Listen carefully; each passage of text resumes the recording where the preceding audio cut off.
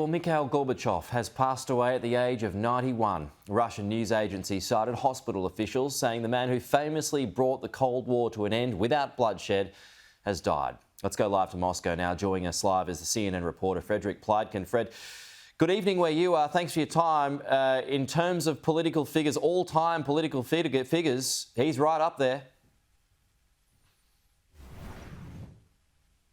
Yeah, he certainly is, Pete. And if you look at the legacy of Mikhail Gorbachev, I think, of course, what everybody thinks about is the fact that he brought down, or he was fundamentally important in bringing down the Iron Curtain. But I think one of the things that people in Europe would say is that an important thing is also that he managed to do that in a peaceful way. If you look back to the time that all this was going on, from the late 80s to the early 90s, there were still hundreds of thousands of Soviet troops stationed in Eastern Europe. And the fact that those troops then went away, and then Eastern Europe obviously got its freedom also, and we have the security architecture in Europe that we have today, certainly something where Mikhail Gorbachev was fundamentally important in achieving that.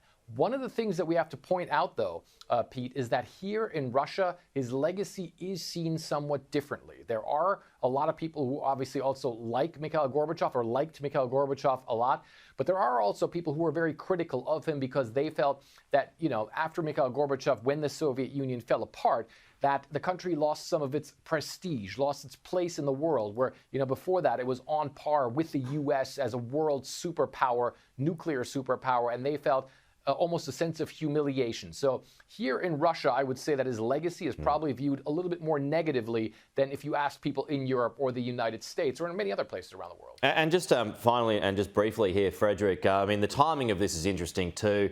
Russia again on the march, continuing or trying to continue with its expansion. Has there been any kind of reaction from Vladimir Putin? Yeah, you know what? There certainly has. And, Vladimir Putin and Mikhail Gorbachev are people where we know that they saw one another somewhat critically, even though I do believe that there was a lot of respect there. Vladimir Putin tonight came out and said, or his spokesman said, that Vladimir Putin sends his deepest condolences to the family of Mikhail Gorbachev. He will send an official condolence telegram tomorrow. One of the things that we do know is that Mikhail Gorbachev will be buried at sort of the second most important cemetery here in Russia, next to his wife Raisa. Of course, the two were an inseparable couple until she died in 1999. So certainly an important date, one that's marked by a lot of top figures here in Russia, including Vladimir Putin himself. Okay, yeah, that's CNN's Frederick Pleitgen live for us from Moscow. Thank you, Frederick. We'll talk to you again soon.